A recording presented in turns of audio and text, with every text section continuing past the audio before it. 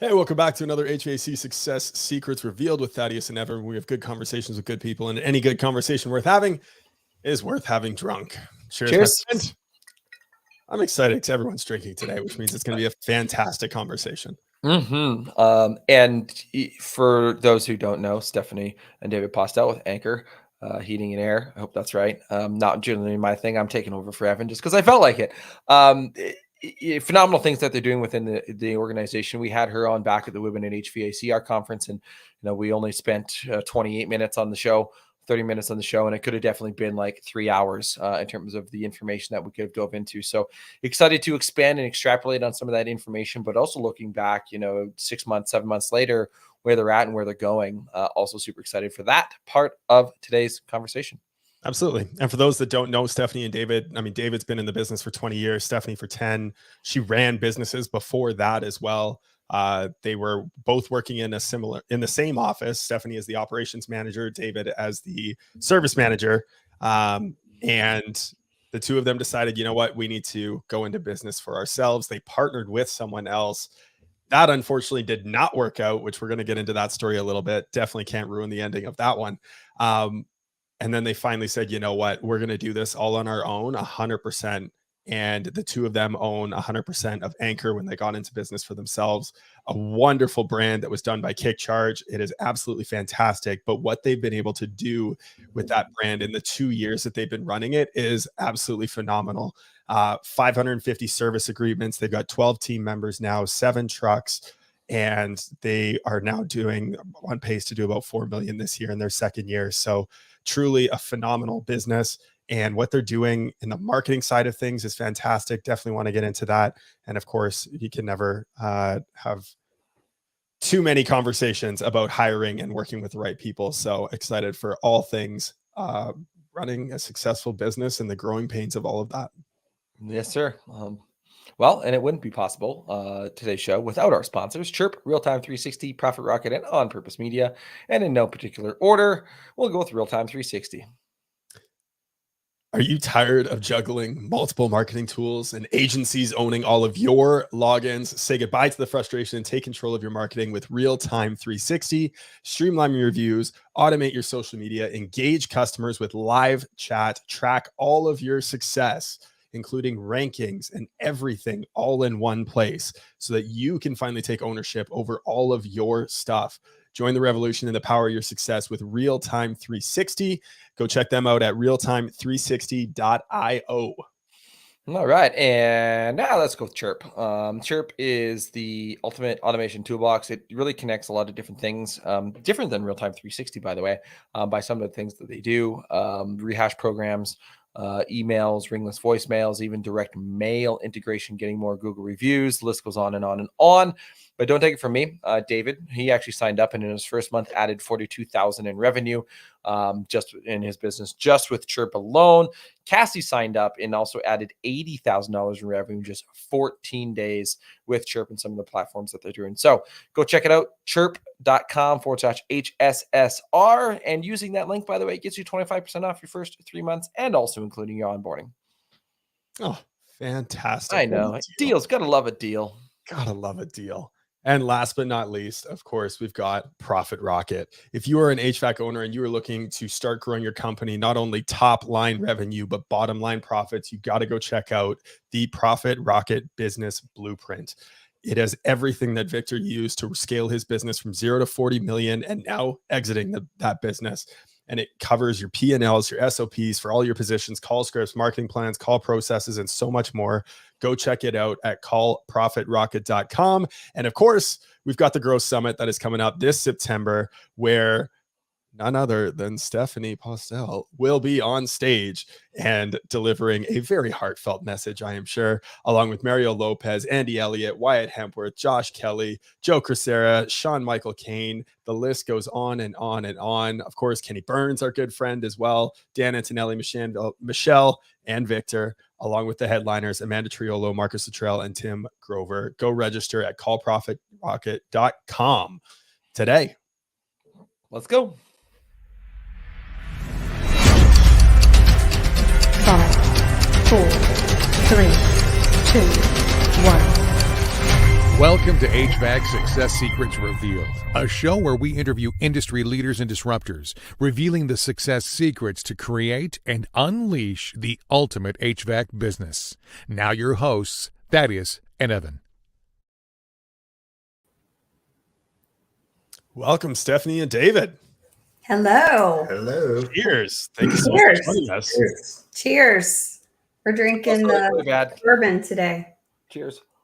I will say, for anyone that has not seen it, David has one hell of a bourbon room. This thing is iconic. Stephanie sent me the photo when we were going live. My only response was "Holy fuck!" It is very nice. Be leaving there with a bad hangover. Absolutely. Yeah. One day I hope to grow up and have a room like that. Jeez. I just drink. Work in progress. Listen, work hard, play hard. You have to have something outside of this crazy industry to keep you going every day. So Absolutely. Yeah. Absolutely. And I just don't think it's not just the HVAC industry, any business for that matter. Find a hobby. It doesn't necessarily have to be alcohol related, but get your mind off of your work. yes, for sure. Yeah. Well, why don't you walk us through a little bit of your journey? I know you've been on the show before and you did touch on that, but now you've got David with you, and I know he's got his own story to tell as well. So walk us through your journey to becoming Anchor Heating and Air. Oh, it's been quite the journey. It's been a fun one, though. It has. It definitely has. We got into, David got into HVAC 20 years ago, a little over 20 years ago. Yeah, I mostly got in the trade because I had a daughter on the way, so it was time to figure out a good way to make a living. So That'll light a fire under your house. right. For sure. I own some other businesses and stuff. I was actually a personal trainer for a minute, and my first HVAC boss was he and his wife were one of my clients, and so that got me into the industry and really in marketing, which is what I love, and that grew into operations. And so I ran that company for about 7 years. Great experience, a lot of fun, and a lot of really great learning during that time. And David was there as well and growing in his career as well. Definitely. I was an install manager over at a larger company. I think I had 6 or 8 crews at that time. So a lot of babysitting. It was a great experience for me. So I appreciate all that experience that I got from there. He's being very, I don't know what you call it. He was our best installer before he was the install manager. And I remember way back, before there was Stephanie and David, there was Stephanie and David. But one of the first meetings that I did at this company, I was doing marketing. I was running the company meetings, and I had found a picture that someone had taken of some ductwork, and David and his helper had signed the ductwork. And that was one of the first meeting themes that we had, was that if you did work good enough that you felt happy to sign when you were done, then that was a true sign of your success. And so David was an amazing, and still is an amazing installer. But of course, what the mistake we always make is take the best person in the job and make them a manager. So as an operations manager, I did that. But he excelled as an install manager as well. And definitely lots of guys along the way can look back and attribute their careers in HVAC because they started with David and learned from David. So that's really cool. Yeah, definitely. Maybe not always the right way, but the money way. Yeah. Right? One thing. Okay, I'm curious. No, I'm going. No. I am curious for both of you, because you were in that position where you brought someone in who was a top person in their role, and that transition into leadership doesn't always work out. So one, what gave you that faith to make that promotion, Stephanie, as the operations manager? And then two, David, that switch in mindset to go from, I'm going to go out and do my work and get it done better than anyone else here, just because I take pride in my work, to now instilling that in others. How did you go about doing that?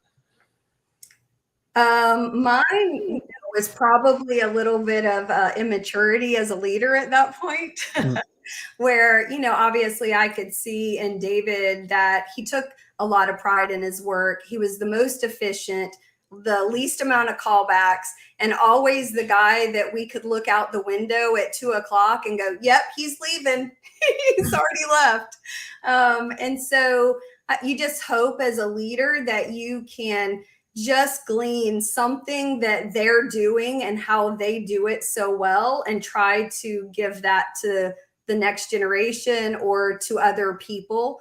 And so I would say that was really my selfish part, because I was trying to grow a leadership team. And I was like, man, if we can bottle what he's doing and get him to share that with everybody else, then I look like such a, rock star, because I hired him, or because I promoted him.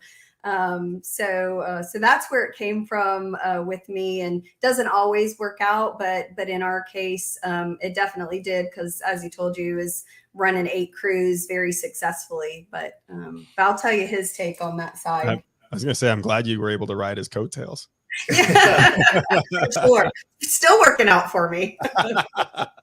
It was a tough decision for me, if we're talking about transitioning into the management role, because I killed it in the field. I made so much money, and then they're offering me this salary that I'm like, man, why am I even considering this? But it was a good decision. I like that I was able to work alongside a lot of the guys that I had worked with, and then I'm kind of the manager. I don't feel like there was a rub there. I feel like everybody, we just worked well together. I would jump out there and help them on the jobs and stuff like that. So it was a great experience. They liked it. David's a great manager, and I can say this still, and he still is this way. They were excited, because when David showed up, that meant they were going to get done faster and make more money, right? So when you're working on performance pay, you're getting a full day's work in less time. So that was always good. But David to this day is still super efficient with everything he does. Obviously, our daughter is an install apprentice in our company, and she's trained by David. So, I learned this too from days that I ride with David. There is no trip that there should not be something carried either to the truck or from the truck. And when you can teach that to people, you're really teaching them how to make more money, and obviously for us, it's way better as owners, but it's also giving them the opportunity to get the next job, or to pick up an extra, something after they do their install, and they're still getting home at a reasonable hour, but they've increased the amount of money they could make in the day. So I think I just always saw in David that he truly is a teacher, but he loves that part. I remember one time, this is mushy probably, but we went to church, and the pastor had talked about what is your passion and what is your mission, right? And I remember leaving church, and David said, that's it. It's to teach people how to have this career so that they can provide for their families. And I think there's so many things that now that we have our own company, we're really figuring out those missions and visions that we have, that are our own, that truly guide us to what we're going to do. Right. So if that's our mission, then it guides us on how we make decisions in our own company, because does that align with teaching people how they can do things in the industry? Does it align with them having a better job so they can make more money? Well, then if the answer is yes, okay, well, then that's a good decision. So I think that we've probably learned that more now that it is our company, and we're not, W-2 employees for somebody else. It makes that just a lot clearer. or even Sure. have a business partner, because like the way that we're tied in with the community, there's times that we do things for people that I'm not going to say we do it for free, but we do it because we know these people need help. Yep. And not to get in a later topic, but I think that could have been some of the issue with the partnership that we had previously is we enjoy taking care of the community. When we see someone that needs help, we help them. So Yeah. in other people's eyes, that might not always be profitable or whatever, but it's what you do for people, man. Yeah. Right. And I do want to circle back to some of those things, 100%. And it's actually funny. Evan and I were fighting over the same topic and where we wanted to go down, which is kind of funny on it. But, you know, one of the things that like we hear a lot, you know, people are technician turned to owner. And you look at something like the E-Myth and what they talk about and people getting off the tools and more into the manager and then into the business owner journey. And look, I know there's people listening that are in that situation, that scenario where they want to become a business owner, but they don't know how because they're stuck on the tools.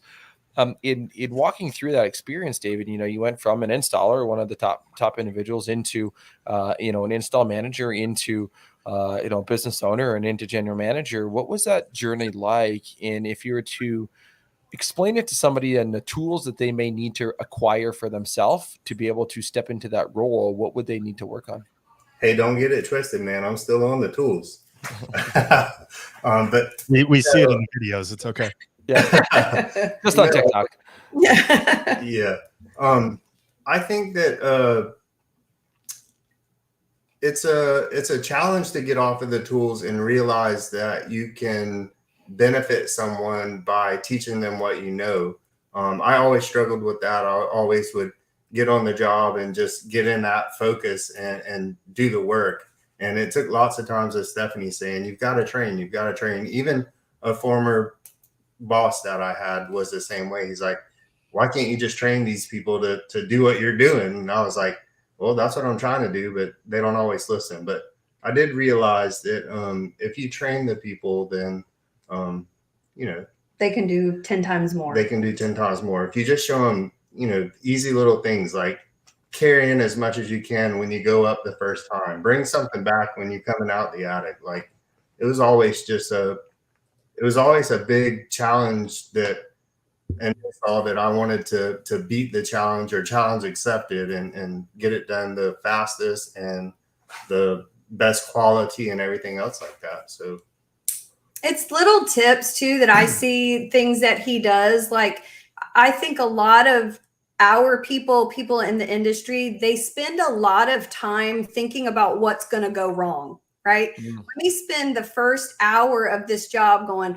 we'll never get this up the scuttle hole. We'll never be able to get this, you know, up the steps.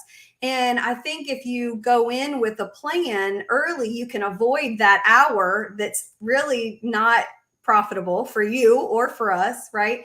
And that's where I think David has a lot of little things like stand at the truck, get your box, he calls it a goodie box, put everything in it you're going to need, right? That you can think of, and then go ahead and take that upstairs. You know, when he goes with a helper, you do this, I do this, we don't talk, we get our things done, you know, as opposed to that lead trying to do everything and really just having a helper. That person's not there to help. They're there to do the job. So I think definitely kind of organizing those thoughts a little bit more, you know, teaching people to fish is really kind of what it is. So. Well, and I've always loved the analogy of, you know, you can lead a horse to water. You can't make them drink. Yeah. That's true. But you can feed them crackers. Right. Very true. And I've seen this myself because I've done it. You know, I've been a top sales rep and struggled to train people on sales because it's like David said, like, why can't you just do it like I do it? You're not as good as me. You're never going to be as good as me. So back off. Like, I just need to close this deal. Right. Yeah. And it's really difficult to make that transition into that leadership role. I'm curious, David, how much did that leadership and faith and trust from Stephanie help you to continue to evolve as a leader? I don't want to give her all the credit, but she already gave you a lot, so I figured I would. Yeah. She was huge in that part, like you guys are saying. Technician turned business owner. it's definitely because of her business smarts and all that. Like, I was a manager, but I still didn't know I still don't know now the ins and outs of business completely. I do see, as I'm getting, I don't want to say older, but more experienced in the trade, that a lot more of that stuff now starts to intrigue me, where I really want to transition from being off the tools to knowing all the business details. So yeah. I think my other thing too, though, is I think, one, we have a great relationship, and our relationship really started because I was I don't want to say the boss. I was the manager, and he was the manager, right? And so I had a very objective opinion of David 7 years prior to there being, Stephanie and David. And so, I saw, because that I feel is my gift, is to see people for what they can do before they know they can do it. And so, that was, 4 years before there was David and I was like, I know you can be this manager. I know you can do this. I'm going to help you, learn the leadership skills that you need in order to be able to do that. I think you need somebody like that. I think that is why I'm reflective as a leader every day, is to know, like, what are my shortcomings? Why aren't my people growing? And it in part has something to do with me. If they're not in the right seat, if they're not growing, if they're not succeeding, it's not just them. Now, it could be that they're just not a good fit and they need to move along. And that happens sometimes. But sometimes it could be just because I put them in the wrong seat. And even when I was operations manager, David and I had the conversation a couple times, like, I can't believe I took this role. Like, this was stupid, right? Because I see these guys out there, I could be making twice what they're making. And even when we owned our last company, he's like, I'm quitting this and I'm going to go work for somebody else because I could be making more money than this. In the long play, it will be worth it, and it is very much. But I think that those are the things where, harnessing what David knows is it'll be his legacy, right? I mean, it'll be those people that will come back many years from now that will say, I went into the trade because of you, or I made this decision because of you, or I learned because of you. And I think that's going to be the longer legacy for him. And I'll be able to say, I saw this in you when maybe you didn't. And there are other people around me that I can say that about now. And I don't take credit for that, but I think we all deserve somebody that can say, I see something in you that maybe you don't know yet for yourself. I love that. John Maxwell had a quote. I used to get the Success Magazine subscriptions. Like, this is back in like 2010. And they always had the CDs in them. And John Maxwell was constantly a part of it. And there was a quote that I'll never forget. And he said, leaders are dealers of hope. Yeah. And I definitely see that and hear that from you and what it is that you're saying. And also that idea of, anytime we succeed as a company, it's because of you. Yeah. And anytime that we fail, it's because of me. Yeah. As a leader. Mm-hmm. Yeah. No question. Yeah. And not just as a company, as the team, right? You even mentioned that, right? Like, you want to look at yourself introspectively as a leader to be able to give them the tools that are needed, right? If you haven't given them the tools to succeed in their role, well, you failed them as a leader. No doubt. And it's on us, right, to be able to change that. So one thing that you kind of briefly touched on it a little bit in talking, working with a spouse, and it's not for every challenges with it, and some people succeed with it. So if somebody's listening to this, and I love this conversation too, by the way, because we don't often get a lot of spouses together on the podcast, I'd be able to say, okay, well, how the heck do you do it? How do you manage the business? How do you work together in doing what you need to do? And then also come home and have, at home conversations and at home time, be able to separate it and not only just, survive, but thrive in both environments. We laugh because literally David and I have been together almost 4 years. We've literally had less than 5 fights in that time, but we had number 4 yesterday.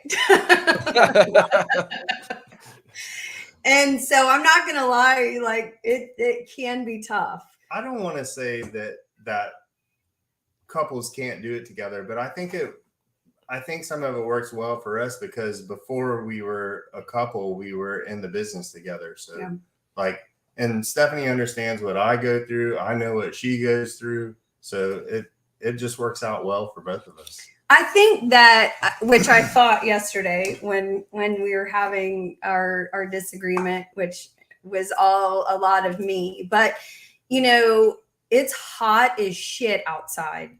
And he is hot and sweaty and tired. And I think that even in marriages that aren't in this industry, we forget that about each other, right? I don't care if you're sitting in air conditioning all day, whatever you're doing, we forget that our spouses are just going through something that's not about us, right? And so what we say is accepted in what they're going through at the moment, right? And so so that was me. What I said, he wasn't hearing because he was in a place of going through what he was going through, right? And I was like, what? You know, I mean, like, and I think that's the part where we've done a really good job of just, one, we say staying in our lane, right? Because I need to do what I need to do. You need to do what you need to do. There's certain things we both need to come together and make decisions about. But in the grand scheme of things, from typically June to September, it's hot outside. And so I have to be careful about what I talk about, when I talk about it. But I think, you know, we are lucky that we were in a relationship before where I was doing that part. He has that confidence in me. I know the only thing I have to sell every day is David and his installs. Like, and I have that confidence, right? I can talk to anybody in town about what we do because I know it's either him or his people in the field doing that. So nobody can compare to what we're doing as far as I'm concerned, because I know the level and the bar is so high. So I think that's probably the difference for us. I think that we both see in each other what our strengths are, and then we each jump into that side where we're not, which is a big thing. Sure. I know that I sometimes at home, I'm like, oh, I want to talk about this, but I'm not going to right now. It's funny that you mentioned that, because that was one of my, like, one where I wanted to go with it next. It's like there's, you know, what is the telekinesis happening right now? You know, that bringing work home, right? Not because you're at work together, and you mentioned the stay in lane, and I do want to circle back to that because I think that's important with anybody with a business partner. But when you look at, you know, at home and on the weekends and in the evenings and your work, what sort of ground rules, I guess, vis-a-vis, have you guys put in place to say, all right, you know, what are we allowed to and what are we not allowed to talk about? How do you manage that? How do you regulate it? How do you control it? So that way you're not all work all the time. Yeah. I don't know. I think that we just talk about it because we know we have to. I want to say we sometimes reach out because we have good friends that are in the industry. We reach out to the Cassies and Oscars or the Brent and Leslies, and we're able to have, they were here not long ago, Brent and Leslie were, and we had great conversation with them. We did. It's separately too, which was really kind of cool. Yeah. Like Brent and David were off on their thing, me and Leslie. We went to the lounge and they stayed in the room while they were packing up, but it was great, man. It's just great to talk to other couples and know how they navigate through those things. And that's how I think that we're able to do it. We have people like that we're able to talk to about some of the issues that we're up against that are a little more further along the road than us, and they help us navigate the path we're on. Yeah, I think we're very aware. Like I said, I mean, I'm probably more the one where I need to come home and like talk about it.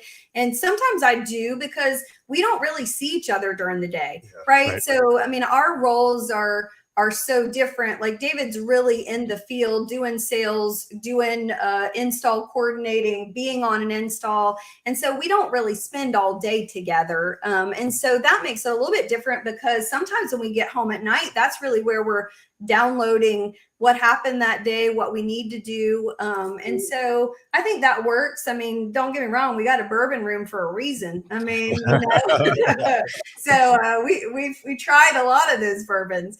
But I think sometimes we both just know, like, we're disconnected from it, and tonight we're not talking about it. Or, we recently put in a pool because we can't vacation during the summer. And so now we got a pool that's where we can go during the summer when we're home, and having those kinds of things where, sometimes it's just off limits.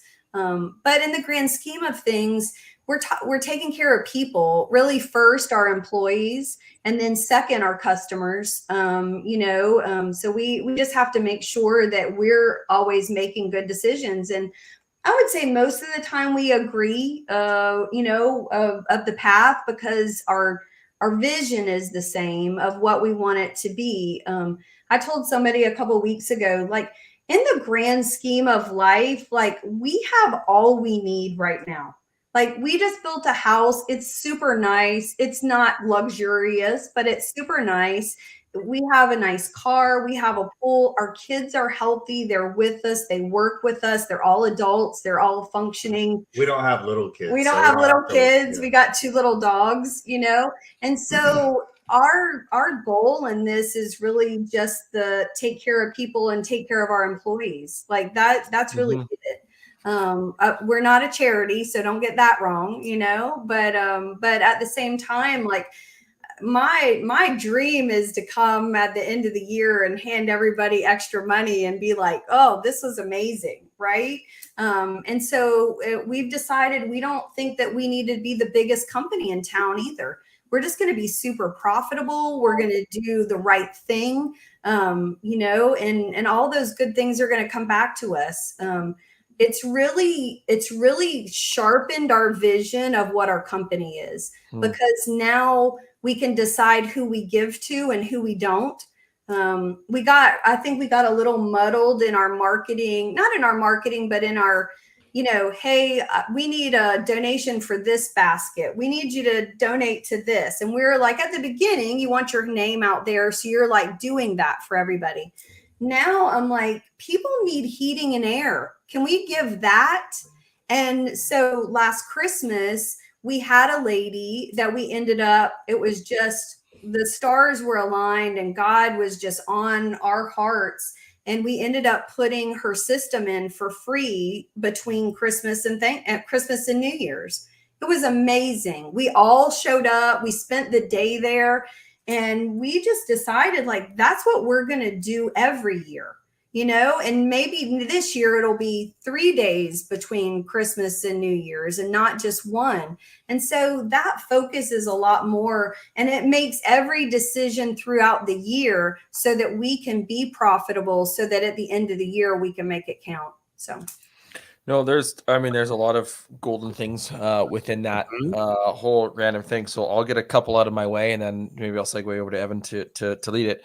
First off, I wrote down 2 kids. You said you had no younger kids. Do you want 2 more? I'll give you no, I'm kidding. I love my kids, but no, it's funny because, like, everybody used to joke about that, and like, I don't like, why would you want to give your kids up? And then I had kids, and now I realize there's things like, I don't want my kids, like, you take them. So I wouldn't trade them for the world. I think our youngest is too young to understand anything, but just wait when they're 23, they try to come back. Nope. I'm going to change my locks, and you're not allowed to live with me. Right.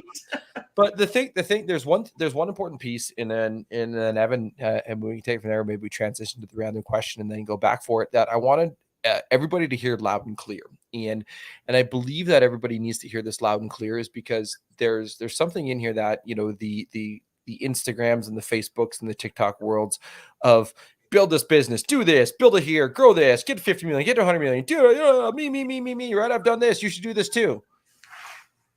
But that's incorrect. Now, you guys had mentioned it that we're not gonna be the biggest company.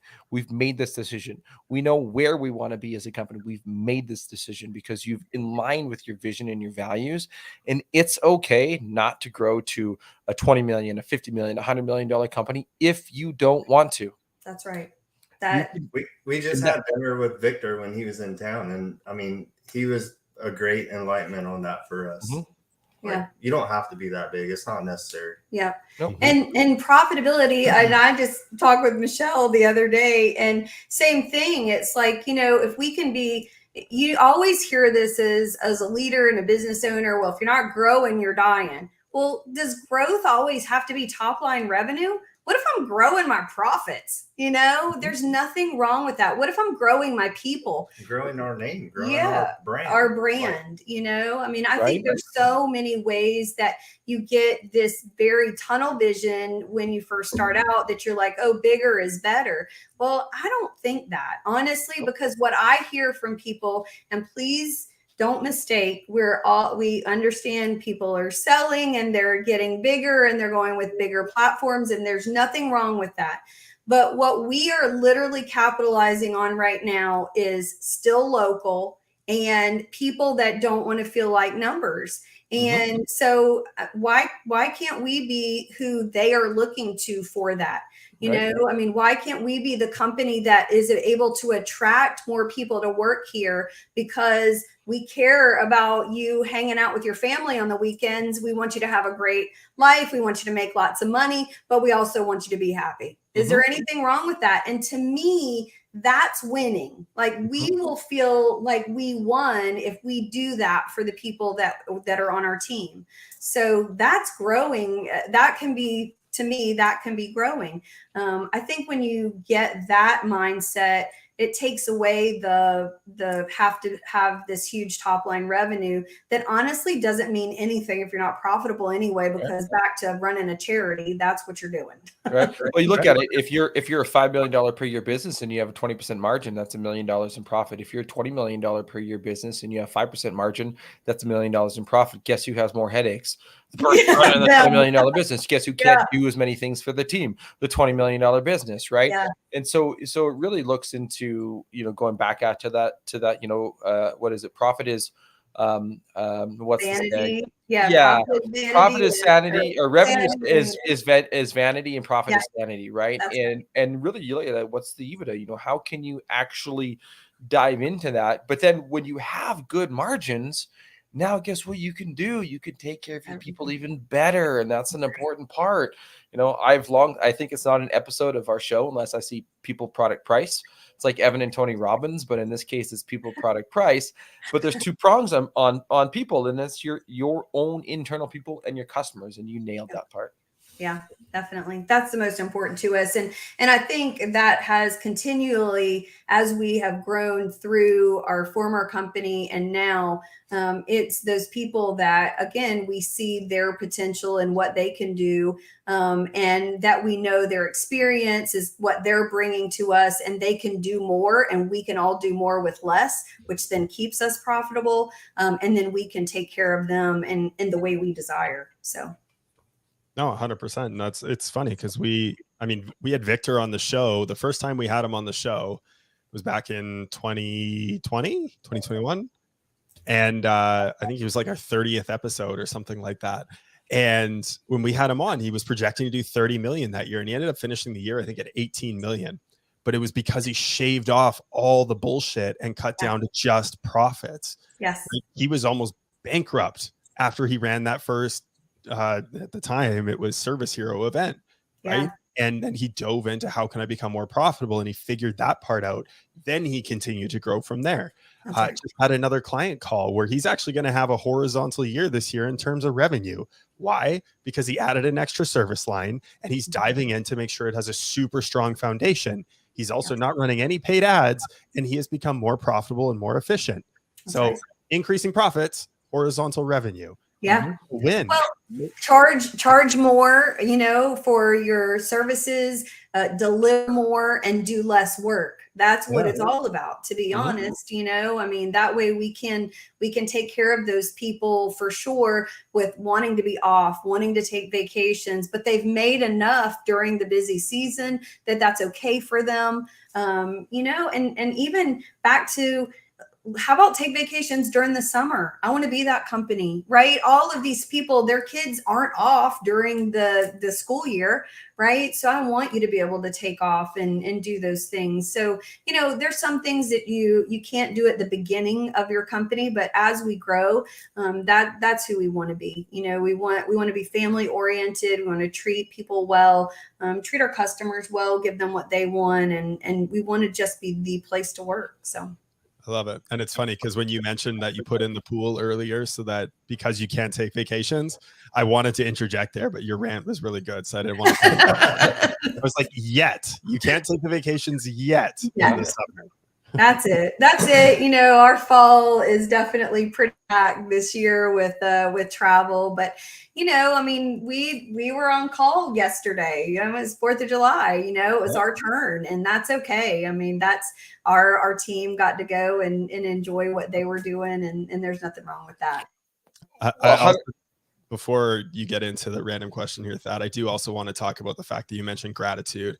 And I know you didn't mention it specifically, but just that overall attitude of gratitude towards what it is that you have.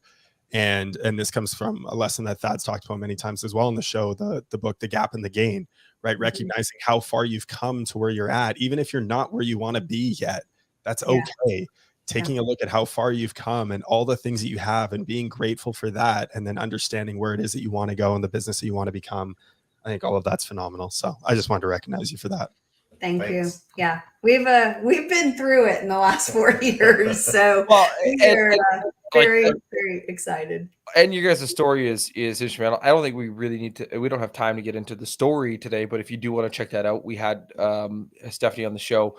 That would have been November 4th of 2022. I don't know the exact episode number, but I'll find it while you're talking. Okay, perfect. He'll find it while we're talking. We can drop that in there. But the one thing you mentioned, and this kind of goes back to the family thing, and I'm hyper aware of this because my kids are 3 months and 2 years old, right? And your kids are 23, and so you guys have already went through this.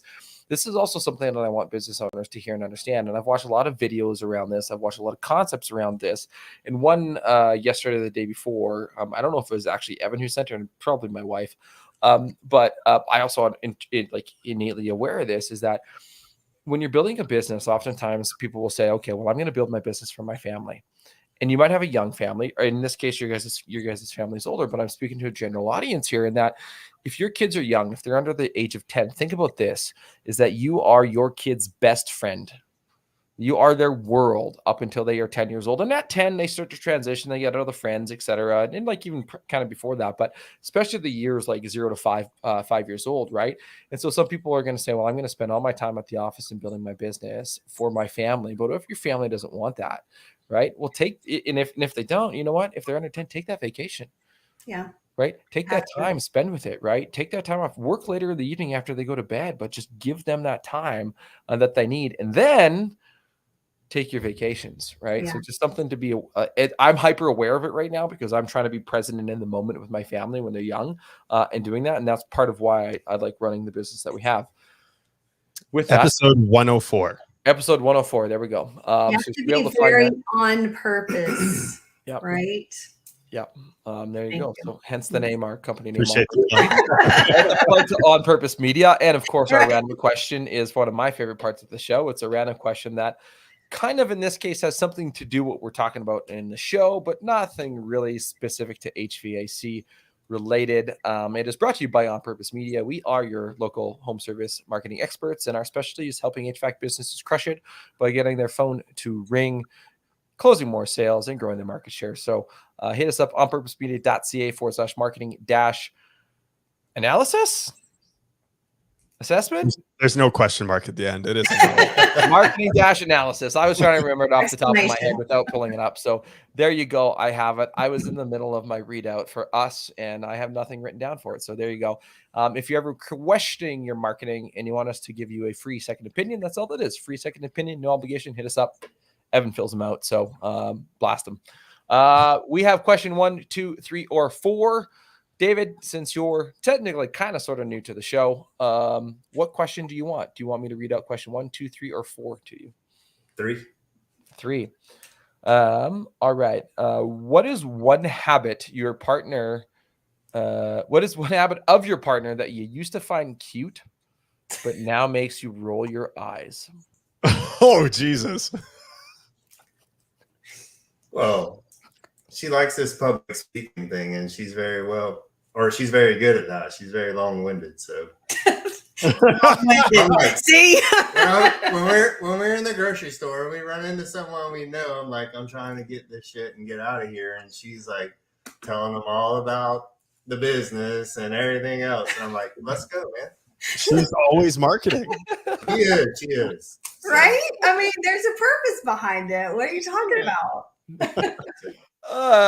Yeah, that is. I love that question. This is why he is the TikTok famous, and I'm not. So, Stephanie, your turn. Random question. You actually don't get to choose. I'm going to say the exact same question. What is one habit that of your partner that you used to find cute, but now makes you roll your eyes?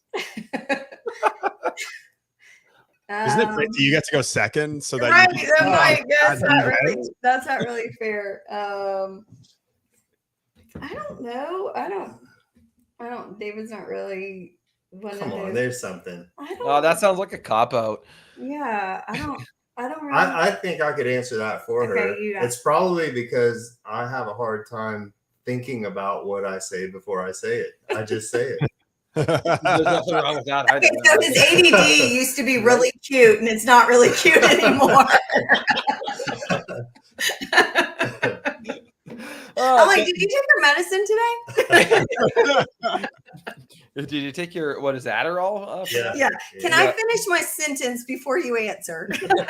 Oh, I'm so bad for that. I'm like, I'm already thinking about beyond that. Right. He doesn't need to hear the whole thing. He just already knows the answer. I'm like, can I please answer the question? Either that or you already come up with the answer and it's not even related to the question because yes, the question happens to me all the time. Don't worry, I'm in your court, David. See, here's one thing that you guys mentioned earlier when I asked you the question of how do you guys work together in the business. So you guys turned to each other and you started laughing right away, right? And this part, this question is, it actually almost kind of comes full circle, and it's not on purpose. Like it's literally, there's 4 questions. You happen to choose the one that I want that you guys wanted me to read out, right? But you guys laugh through it all, right? And I think that's a big key to running a business together and laughing as a relationship and as a couple, just in my opinion, because it brings you back to your younger days and laughter, because laughter is the best medicine. All right, Evan. No question. Here's the other thing, because this is my little bit, because I can't ever, stop with just that. We are very blessed in our relationship that this is our second time around, and we were definitely dedicated to doing it the right way. I think many times when I talk to other couples who are running businesses or they do have little kids or whatever, this is hard. I couldn't imagine it. I don't think I could. Like your question earlier, I don't think we ever get away from it. Mm-mm. And I don't know right, wrong, or indifferent. Like what we're trying to build here and grow, I don't think that we can ever get away from it. If we had little kids, I don't think, so I think part of it is also to be very transparent, because I don't want another couple to look at us and who has a 2, 4, and 5-year-old and go, why can't we do $4 million our second year? Because it's too damn hard. It's a challenge. It is really a challenge. And sometimes, and also maybe you weren't in the business and she wasn't in the business. And so, don't look at yourselves and go, okay, well, we can't, we're not that successful yet or whatever. The other thing is, I think a lot of times just in relationships, we take each other for granted and we don't give each other the grace that is needed every day. The mistakes, like I mean, it was a big disagreement yesterday, but in the grand scheme of things, it's only me and David, and only David and I have been through what we've been through in the last 4 years. And we're only the ones that are sitting here and that are making this happen. So Right. I think, again, it goes back to David's great point is you do have to have your tribe. There's no question. And we have great friends here in Charleston. But I will just say again, the people that are our friends in the industry, they are our saviors. There's no question, because they get it. And they're in different places with older kids or younger kids or whatever. But they get it. So I can call my girls in the middle of the day and go, oh my God, can you believe this? Right. Or, hey, this marketing thing, or, like those kinds of things. And I know the guys do too. So that's huge. But don't take for granted that because we're doing this with no little kids at home, that means that you can do that too. You Right. can, but it's going to be harder. Right. There's And people that's smarter than you. For sure. right. And like two things that come to mind when you talked about your disagreement that you had the other day, and something that if I think every couple should read regardless of their status and their relationship, is a book called The 7 Principles for Making Marriage Work by the Gottmans, Gottman. And they're renowned, they're phenomenal. They're like, that book revolutionized and changed my marriage from a very, very, very difficult spot to now where we're thriving, in my opinion, for our relationship. But there's also something called positive and negative sentiment override in a relationship, right? And filling your tank, filling your love language, so to speak. Yeah. And if you are in, and I think this is an important thing to have, especially in business, and like Evan and I have disagreements all the time, as well, and a little bit different of a relationship because we don't see each other when we come home from the end of the day, right? We're down. I was going to say, the lesson I've taken from all of this is we need more pillow talk. As long as I can be Little Spoon. So, but here, like the positive and negative sentiment override, right? If you have a lot of negativity and there's not a lot, your cup isn't very full, your cup is half empty, you're going to have a lot of negative sentiment override. And these disagreements that you have in running the business, guess what? They're going to get blown over the top because now you don't see your partner's best interest, right? Yeah. Where you have positive sentiment override, where your cup is always overflowing and there's all these positive things that are happening with inside your relationship. Now these disagreements within your business, they're not as big, right? Or the arguments aren't as big because you're like, oh, you know what? My partner is just having a bad day today. It's okay. I see it, right? Versus the other way, the negative is like, fuck my partner. That piece of shit was just all over the place right now. What the heck is he thinking, right? Or she, in that regard, right? And it's just this difference of this internal dialogue that you give yourself when you have that. Yeah, so true. I mean, again, at the end of the day, it's us. Like, Anchor is secondary, and I think that's easy to forget when you go through having little kids, and you might be a mom that's at home and your husband is at the office, or you've been at home for 10 years and now all of a sudden he's going to hire you to come work in the business that you've been supporting for all these years. We got to flip the script on all that, because who would have been watching your kids all that time? She was already playing a role in the business. It just wasn't in the office. Mm-hmm. So I just think there's so many things where that appreciation and that gratitude for each other is huge. And listen, nothing ever hurt riding along a day to see really what's going on out there. I was going to say, it's like when we bring in a service tech or a new person, they sit in the call center and they get to experience that. So right, because you know how you can schedule calls and where we should go, right? How about come sit in here one day when people are yelling at you and we're trying to move things around and make it happen for people. You think when you're out in that truck how the day should go, but you don't. And so that's another part that where we just need everybody to see what the other is doing, and it makes you a whole lot less willing to make a judgment on them, right? You're trying to screw my day up. No, I'm just trying to get everybody where they need to be and make sure that they have what they need. So I think we do that a lot for each other, and has made it, much easier. So. Love it. Mm-hmm. One of the other things that you mentioned before Thad went on his couples rant. I think we're so touchy today, and that's not, It wasn't maybe the that's intention of the show. It's just where the show went. So Yeah, Raw I deal and think it's nothing. great. I think people need it. Yep. Oh, 100%. I'm not disagreeing with it. I'm just throwing him under the bus a little Pulling bit. on my heartstrings a little bit. We tease, we joke. Quite a bit. Quite a bit. He's the soft, sensitive type. So He's a little spoon. Nah, I'm the old salty one in our business. There you go. yeah. But the social comparison piece that you touched on, where I think you were specifically mentioning around like, oh, well, you know, yeah, you're a $4 million company in 2 years. Like, why can't I do that? Why can't we do that? And then we went off on that family piece side of it. But just that comparison that people make when they see what it is that you're doing, whether it's on podcasts, whether it's on social, they see you on stage at Profit Rocket in a couple of months. Make sure you check it out at callprofitrocket.com. But I did want to do extra for that, Victor. Extra extra readout. The failures, the struggles, the setbacks. I want to make sure, because I think we'd be remiss if we didn't at least touch on some of those aspects and some of the things that you've been through that have enabled you to be able to run a $4 million company in only 2 years. Right. So I'm just going to open it up to you and say, you know, whatever struggles that you want to touch on, whatever lessons that you've learned that have allowed you to run this company the way that you are now, feel free to share. Yeah. What do you think about that?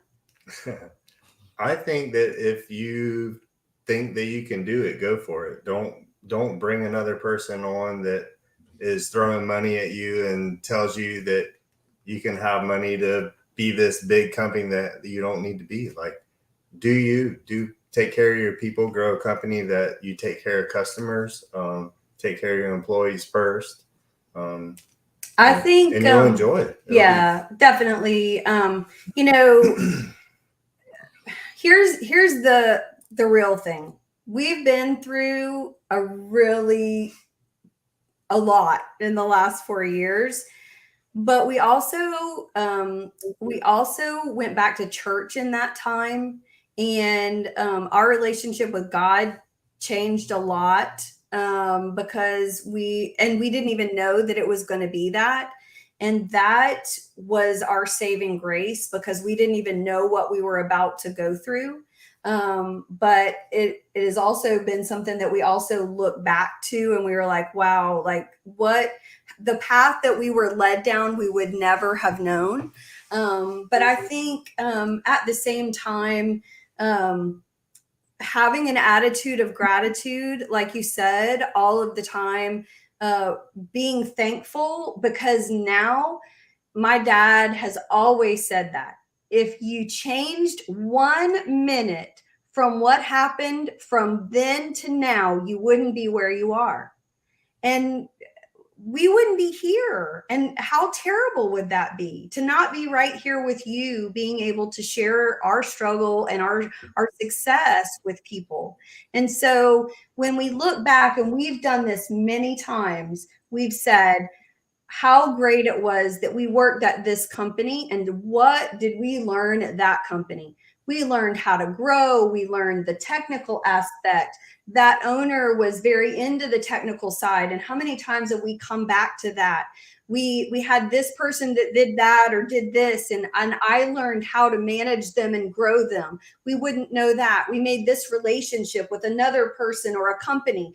And we, all of that time was preparing us to be here, even to the fact where we got fired twice, right? Like our whole everything, we were working all this time. We literally worked until 9 o'clock the night before somebody brought us in and said, "You're fired." Like, huh?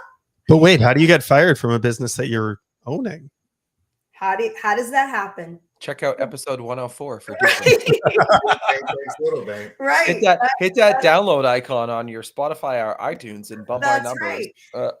But how does that happen? And so maybe from what you've heard from us from that episode or this one makes you say, you know what, I can do it without somebody else.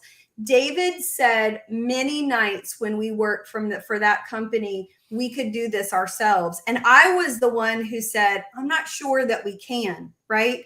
And I still would say, I'm really glad that we got to practice there because it's made Anchor a whole lot better, right? So again, no regrets. Like I would go through it all again to be where we are now. For sure. And I think when you can feel like that, you know, in the grand scheme of life, we are going to bless our other people, our employees, our customers because of those troubles and trials that we went through.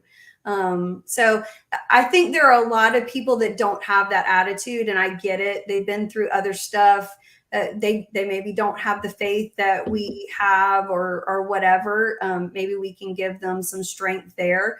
But I just, my dad's always right, unfortunately or fortunately, and I wouldn't change a thing to be, you know, where we are right now. I've always loved the lesson of, look, if you're going to blame elegantly. Yes. Right?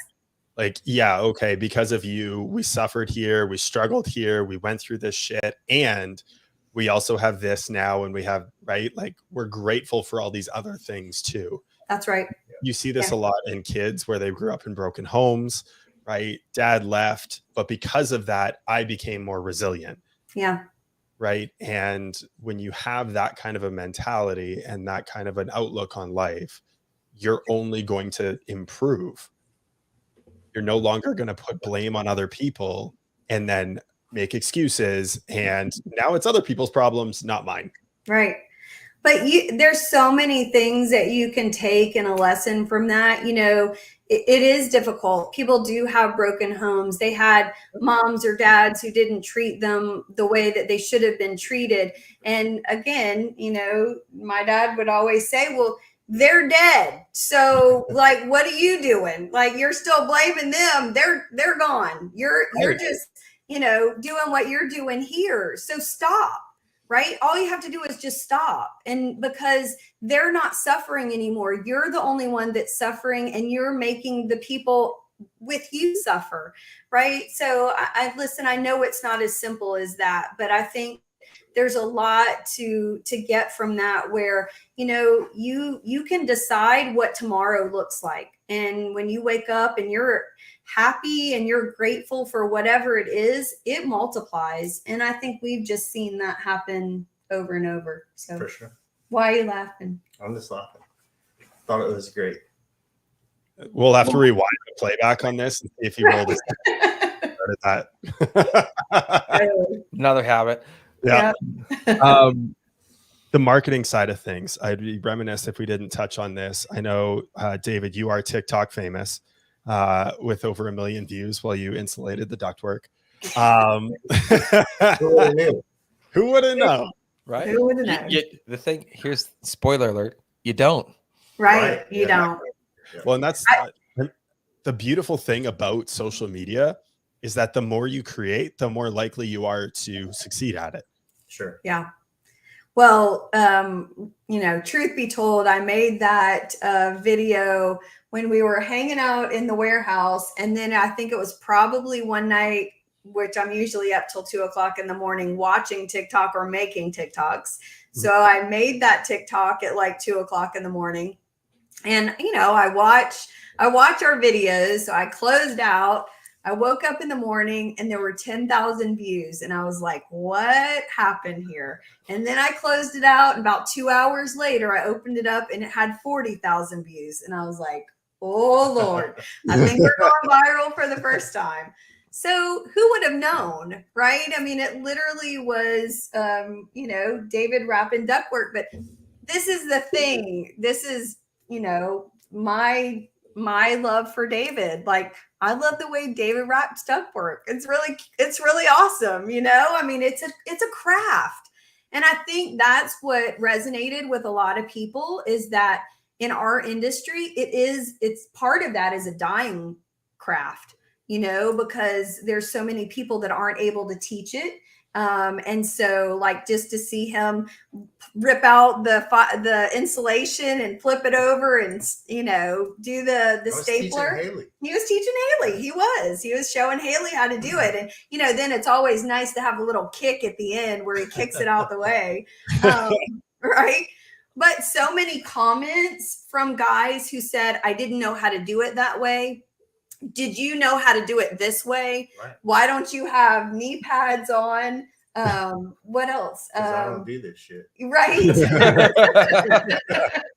You know, why didn't you seal it this way? I mean, lots of stuff. So, so I think it was cool. You know, all of marketing is really being smart about what platform are you trying to accomplish what, right? And for TikTok, for us, to be honest, I'm not trying to get customers on TikTok. I'm not. Like, we're probably going to say something inappropriate. We're going to show you something you don't need to see, like all of those kinds of things. But what do I want from TikTok? I want badass technicians that know they can come to work here for a place that cares about them and knows what they're doing. And if I can get that, then I won there. So, you know, I mean, that's why every, you know, couple days my team gets, hey, if you send me some video for this, I'll pay you this much, you know? And one of our technicians last week, he got 14,000 views for a cute little video that he sent, you know, required zero editing whatsoever. So anyway, it's just fun. And I think it just shows the craft of our industry that then shows people why we're able to charge what we're able to charge. Like you can't just find us anywhere. We provide a different level of service and we're really proud of it. Well, I wish TikTok equals recruiting. Yeah. Yes, it definitely does. I wish this would say woman, but this is for you, Stephanie. I am the smartest man alive.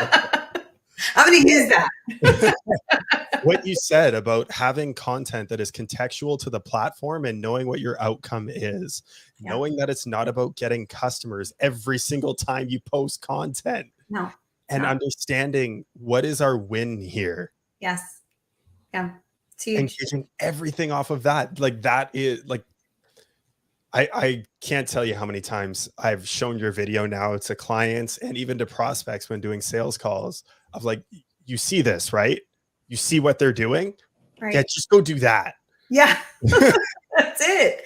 Right? Like just show everything that you're doing. But again, know what platform is what's related to that platform. My Facebook, I don't always share my TikToks to Facebook. I do here and there. You know, we did a contest in June for our techs and our install teams to get pictures or videos with their customers. You saw Chase. Chase was the one that was able to get he asked the customers, would you do a video with me? And they were like, for sure. You know, I definitely will. And so that's a huge thing. I'm going to incentivize them to do that because they deserve it. Like they deserve it because they do an awesome job. One of my technicians, Chase, we hired Chase. I think I might've told you this. No, I probably didn't because we hadn't hired him at the time. So when I interviewed Chase, I said, you know, are you good with social media? Because we do social media and you might have to make a video, blah, blah, blah. And I said, you know, we just got our branding done and we're so excited about it. And he's like, I know, I chose number 4. And I was like, what? Well, I had shared all of the choices from Dan on TikTok in September or October, I don't know, 2 or 3 months before I interviewed him. He said, I know I chose number 4. Well, what do you think's on our truck? Number 4, right? So that to me showed that he was watching us months before he ever applied for our job, right? So, I mean, what else can we do? There was another time where David and Haley were in Home Depot, and the guy goes, Anchor Heating and Air, you're always on my TikTok. What do? You want me to work for you? They was like, I don't know. Do I? Right. So, I mean, those are huge things where I know that platform is for that. Facebook, not for that. Facebook is here's our brand awareness. Here's who we are. And probably Facebook for us is more about getting into the Facebook groups and showing our expertise and being the go-to company. Right. So, and I do very little ads on Facebook, but it's just awareness. But TikTok to me is just really where we show who we are. I will say Facebook fan page reels are performing phenomenally well right now. Yes. which I mean, because everyone's trying to emulate what TikTok is doing, right? Yes. Instagram did it first, now Facebook's doing it. And so the more that you can put out that type of content, the more widespread it's going to go.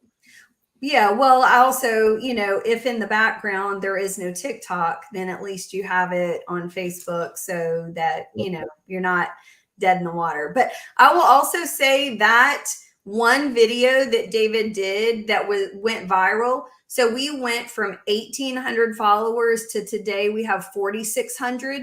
People commented, that was almost 2 months ago. People comment on that video every day up until today. They're still commenting on it and they follow us because of that.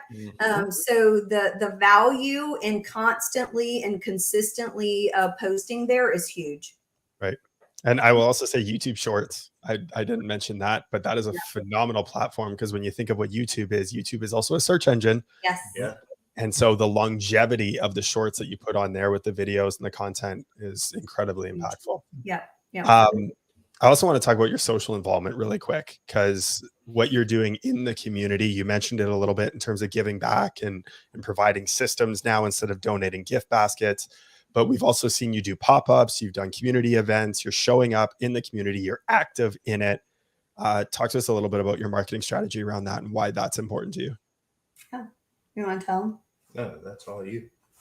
I mean, basically, because we just like to go to all the events. So we love. Before you continue, David, you're not allowed to roll your eyes on that one. You told her to talk.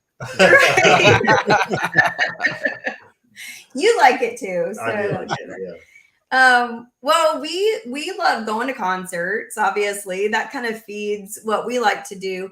We just love being in the community, and I feel like we want the people that are using our services to know who we are. And in the off season, well, to be honest, at the company that we were before, we did it the whole time during COVID. So in our city, there was a concert venue that had squares, and they did concerts, outdoor concert series for a year or more than that. And we signed up, and everybody had to go sit 4 people to a square, and we put our booth up, and it's the only thing that we could do for marketing in our area. And so we went out and listened to great concerts and sat out there and met people. Right. And I think that was just the whole deal. I have zero training in marketing, but I was way back in the day, I was a Dave Ramsey fan, and I still like him. He always talked about guerrilla marketing. And Jay Conrad Levinson, like that's his deal, guerrilla marketing. And that is boots on the ground marketing. And so we really made that what our company, how we have grown, because when you go out to these events, you're going to talk to us. So we're standing at the booth, we're telling you what we're going to do and drinking the beer with you or drinking the wine under the oaks or whatever it is. And so we've just done a ton of that. It's fun. Last week we were at New Realm. So we have a stadium here. It's actually where they used to do the Family Circle Tennis Cup. Now it's called Credit One Stadium, but we have some awesome concerts, and there's a brewery across the street. And we had Eric Church last week. Luke Bryan's coming, Jason Aldean. We had Dave Matthews. So we sponsor the pre-parties. So we're out there with our booth and drinking beer and whatever. And we have a golf cart now. So we drove Kylie Morgan, who's a country star, over to the concert. Whatever. We get to put that on social media and be out there having fun. We hand out pearls, right? Because that's the Pearl Promise. They get a free service call if they call us. That has gone further than anything that we can do, right? They get us. And so I'm going to play on still local. Like that, That's us. I mean, you are going to call here, and chances are if you're nice and you ask for me, I'll talk to you on the phone, So if you need for an hour. but that's also branding, right? When you look All at, of it. you know, when you look at doing those sorts of things, is your immediate return on investment. And like, that's where people need to get out of their return on investment mindset sometimes with their advertising. Like, well, what's my ROI? It's like, I don't give a shit what your ROI is, right? What's your greater impact? Yeah. When you do something like that and handing out pearls and the pearl promise and the pearls on your neck right now and the anchor brand and having the pearls in there and the whole story behind that, now you're matching the brand story.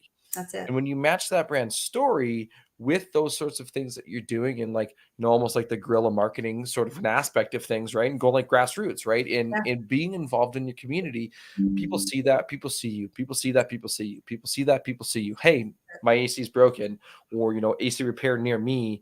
And then you show up like, hey, Anchor, that name seems familiar from somewhere. Right. Where?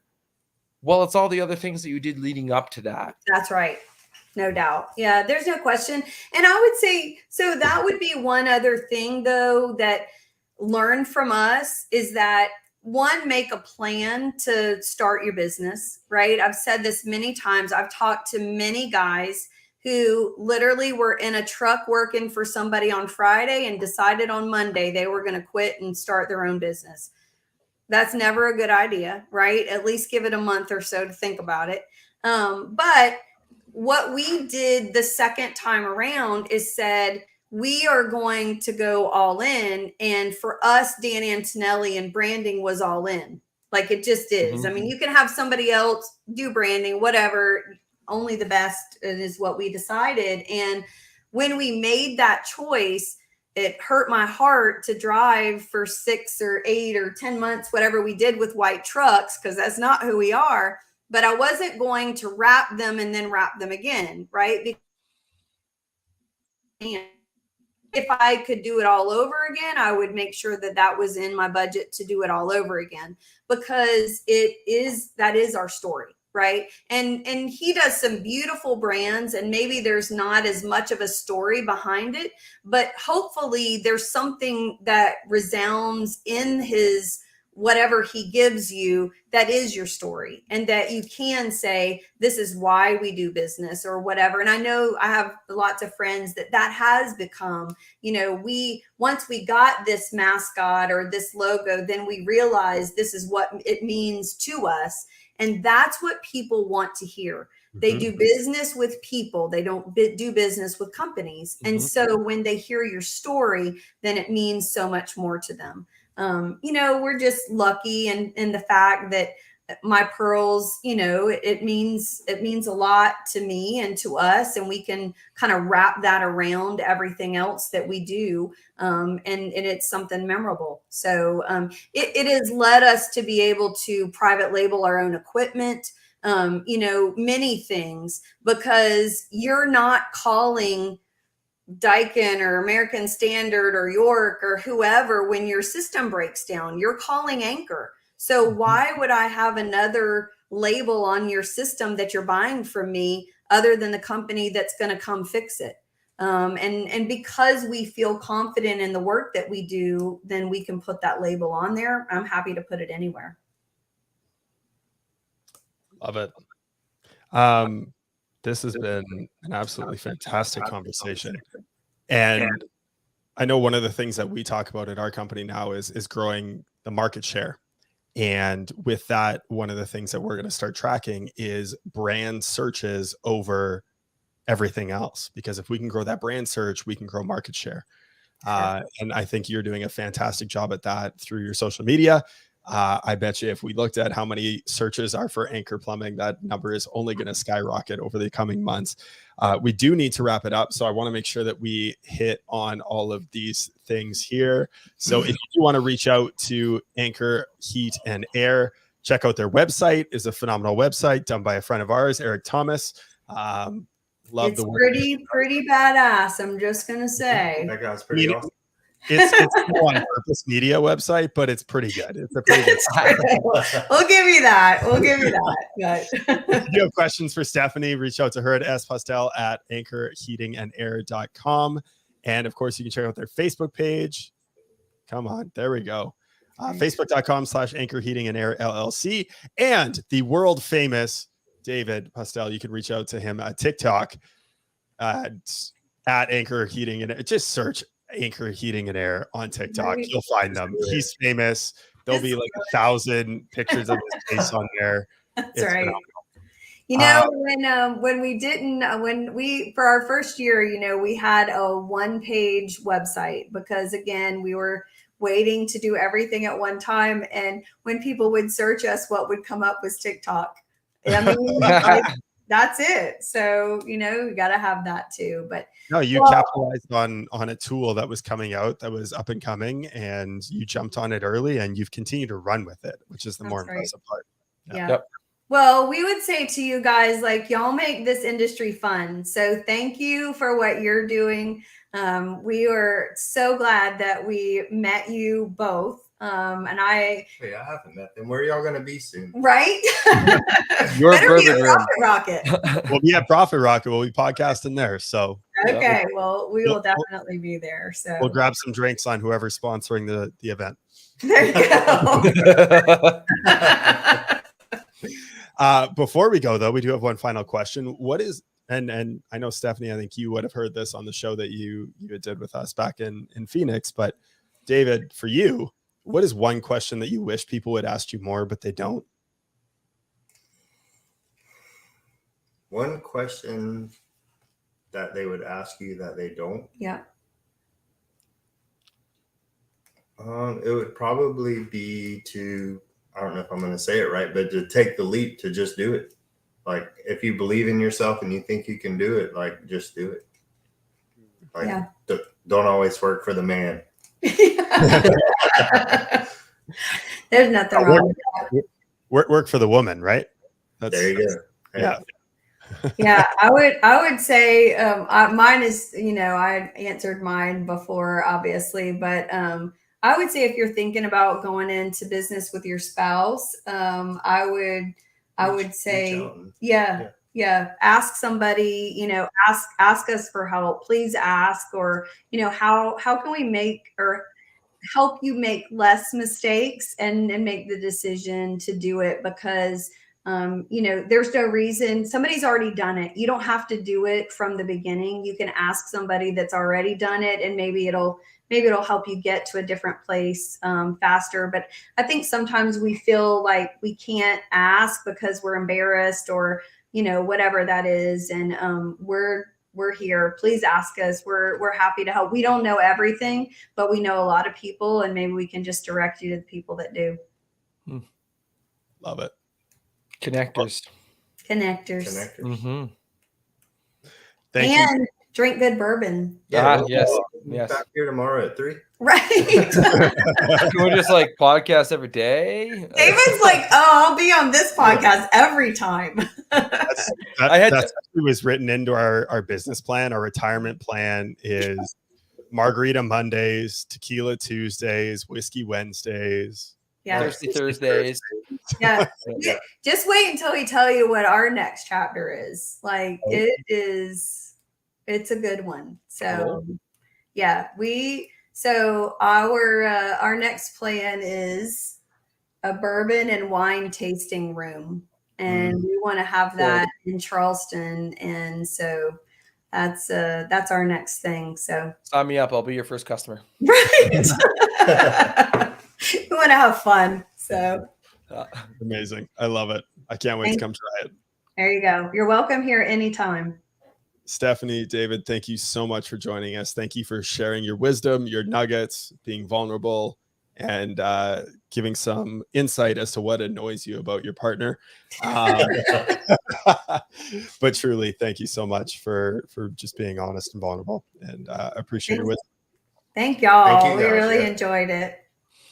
And until next time. Cheers. Cheers. Cheers.